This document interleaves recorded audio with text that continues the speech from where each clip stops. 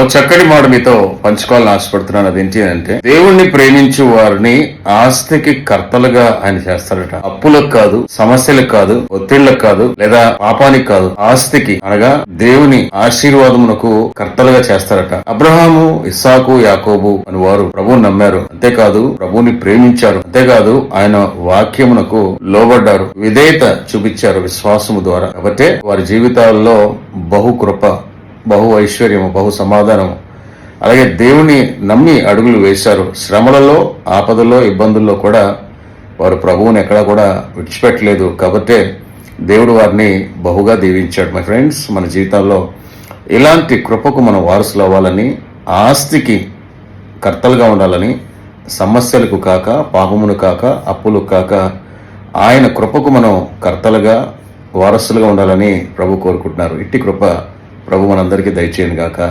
ఆమేన్.